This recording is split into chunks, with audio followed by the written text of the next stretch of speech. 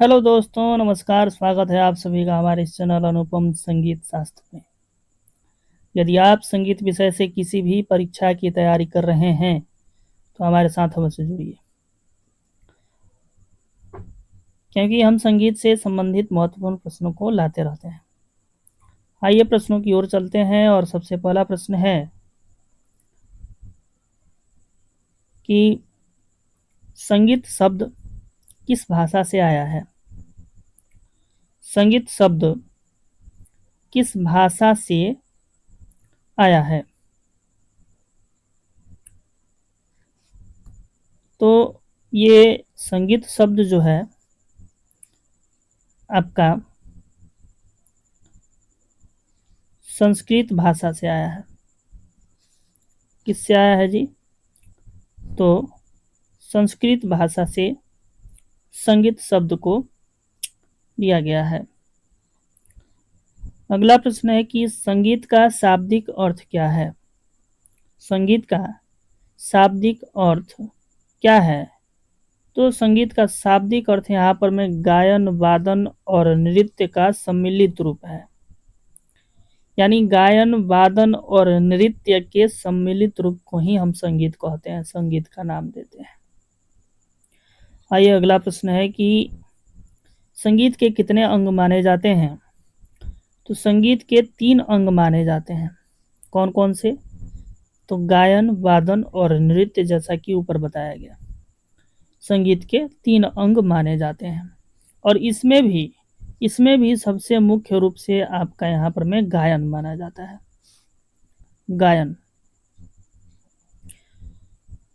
अगला प्रश्न है कि भारतीय शास्त्रीय संगीत की कितनी मुख्य शैलियां हैं। मुख्य शैलियां हैं, कितनी प्रणालियां हैं? तो इसके 2 प्रणालियां हैं, 2 मुख्य शैलियां हैं। कौन कौन से जी? तो हिंदुस्तानी और कर्नाटकी। हमारे भारत में जो संगीत बटा हुआ है वो 2 पद्धतियों में बटा हुआ है, हिंदुस्तानी संगीत पद्धति और कर्नाटकी संगीत पद्धति। आइए अगले प्रश्न को देखते हैं। सप्तक में कितने स्वर होते हैं? तो सप्तक में यदि स्वरों की बात करें तो 7 होते हैं। अगर आपसे यहाँ पर में कहा जाए कि कुल कितने स्वर होते हैं तो कोमल और विकृत मिला करके 12 हो जाते हैं, लेकिन शुद्ध की बात की जाए तो शुद्ध 7 होते हैं और विकृत यहाँ पर में 5 होते हैं।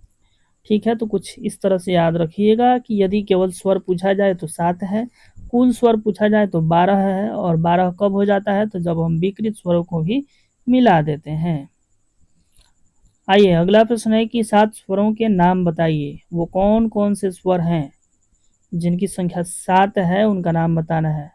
तो उनका नाम है सा यानी षडज, रे यानी ऋषभ, ग यानी गंधार, म यानी मध्यम, प यानी पंचम, ध यानी धैवत और नी यानी निषाद। ठीक है, आगे चलते हैं। पंचम स्वर कौन सा है? तो पंचम स्वर माने प। अभी ऊपर हमने बताया आपको, प को पंचम कहते हैं, याद रखना है। अगला प्रश्न है कि स्वर म का पूरा नाम क्या है। तो स्वर म का पूरा नाम ऊपर अभी हमने बताया, मध्यम। मध्यम नाम है इसका। अगला प्रश्न है कि सप्तक कितने प्रकार का होता है। तो सप्तक हम आपको बता दें कि यह 3 प्रकार का होता है। कौन कौन सा जी? तो मंद्र सप्तक और मध्य, जिसको हम मध्यम सप्तक भी कहते हैं, और तीसरा है तार सप्तक। ठीक है, सप्तक 3 प्रकार के होते हैं। अगला प्रश्न है कि रागों की उत्पत्ति कैसे हुई है, किससे हुई है। रागों की उत्पत्ति किससे हुई है? तो रागों की उत्पत्ति ठाट से मानी जाती है, ठाटों से हुई है। चलिए अगला प्रश्न है कि हिंदुस्तानी संगीत में कितने ठाट माने जाते हैं। तो हिंदुस्तानी संगीत में हम 10 ठाट माने हैं या फिर माना जाता है। आइए उसके बाद का प्रश्न है कि सबसे प्राचीन राग कौन सा माना जाता है। सबसे पुराना राग यहाँ पर में भैरव को माना जाता है। ठीक है, भैरव क्या है? तो सबसे प्राचीन राग है। चलिए, सप्तक शब्द का अर्थ क्या है। तो सप्तक शब्द का अर्थ है 7 स्वरों का समूह। 7 स्वरों के समूह को हम क्या कहते हैं? तो सप्तक कहते हैं, सप्तक। चलिए अगला प्रश्न है कि ताल का आधार क्या है? तो ताल की आधार है मात्राएं। ताल की आधार मात्राएं हैं। अगला प्रश्न है कि सबसे अधिक प्रयुक्त होने वाली ताल कौन सी है? तो सबसे अधिक जो प्रयुक्त होती है वो हमारा 3 ताल है, 3 ताल। अगला प्रश्न है कि 3 ताल में कितनी मात्राएं होती हैं? तो 3 ताल में 16 मात्राएं होती हैं। कितनी मात्राएं होती हैं? 16 मात्राएं होती हैं। 3 ताल की बोल की यदि बात करें, ठेका क्या होता है? तो धा, धिन, धिन, धा। इसको 2 बार बोला जाता है। धा धिन धिन धा, धा धिन धिन धा। उसके बाद होता है धा तीन तीन ता, धा तीन तीन ता, ता धिन धिन धा। ठीक है, ये कुछ इस प्रकार से होता है। जब इसको 2 बार बोलेंगे तो ये 8 हो जाएगा, बाकी ये 4 और ये 4 कुल मिलाकर के यहाँ पर में 16 मात्राएं हो जाती हैं। ठीक है, आगे चलते हैं।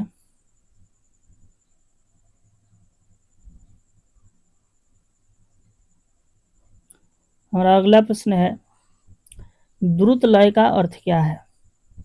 तो द्रुत लय का अर्थ यहाँ पर में तेज गति से है। द्रुत लय मतलब तेज गति। वैसे आपको बता दें कि लय जो होता है वो 3 प्रकार का होता है। सबसे पहला जो होता है विलंबित लय होता है, विलंबित लय। इसके बाद जो होता है आपका मध्य लय होता है, और तीसरा जिसका यहाँ पर में बात किया गया है द्रुत लय। इस विलंबित लय को हम ठाह लय के नाम से भी जानते हैं, ठाह लय कहते हैं। उसके बाद मध्य और द्रुत आप जानते करते हैं।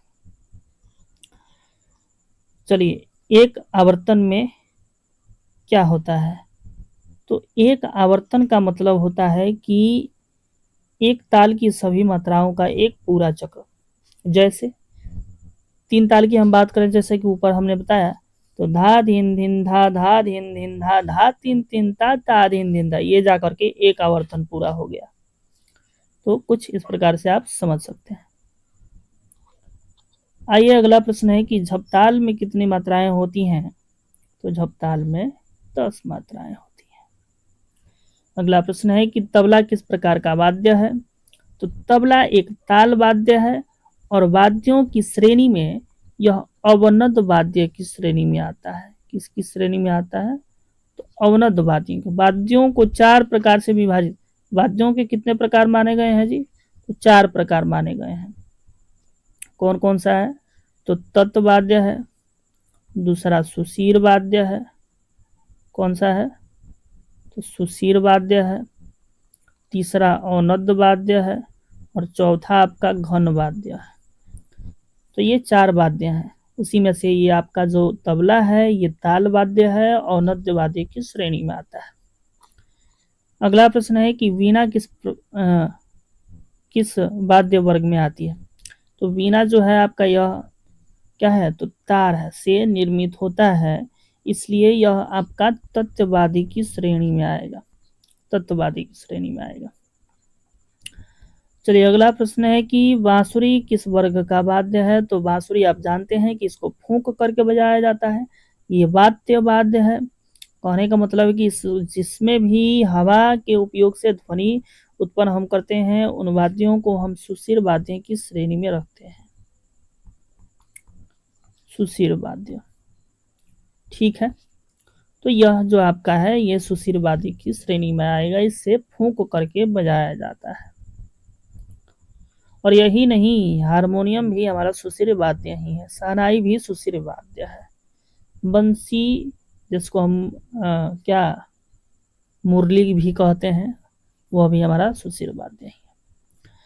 कहता है कि ढोलक मुख्यतः किस संगीत में प्रयोग होता है? तो आप सभी जानते हैं कि देहात में ढोलक बजाया जाता है और देहात में प्रयुक्त होने वाले गीतों को हम क्या कहते हैं? तो लोकगीत कहते हैं, जो आम जनमानस के बीच से उभरता है, निकलता है, लोकगीत कहलाता है। इतना आप जान लीजिए कि पहले चाहे वह कोई भी कला हो, लोक ही होता है। ध्रुपद भी कभी लोक कला ही हुआ करती थी। चाहे जितने भी आज शास्त्रीय हो गए हैं, वो पहले लोक ही थे। प्रसिद्धि मिलने के कारण वो शास्त्रीय या फिर कुछ अन्य हो जाते हैं। आइए, सितार किस प्रसिद्ध संगीतकार ने विश्व भर में लोकप्रिय बनाया है? वह कौन से संगीतकार हैं जिन्होंने सितार को काफ़ी लोकप्रिय बनाया है? और इनका नाम है पंडित रविशंकर जी। पंडित रविशंकर जी ने सितार को विश्व भर में प्रसिद्ध किया और प्रचार प्रसार में लाए। अगला प्रश्न है कि पियानो किस देश का वाद्य है? तो आप जान लीजिए कि पियानो इटली देश का वाद्य है। इटली का है पियानो। अगला प्रश्न है कि मृदंग किस प्रकार का वाद्य है? तो मृदंग आप जानते हैं, यह ताल वाद्य है। जैसे तबला होता है, ठीक उसी प्रकार से तबला नहीं, जैसे हमारा ये पखावज होता है, ठीक उसी तरह से कुछ मृदंग भी होता है।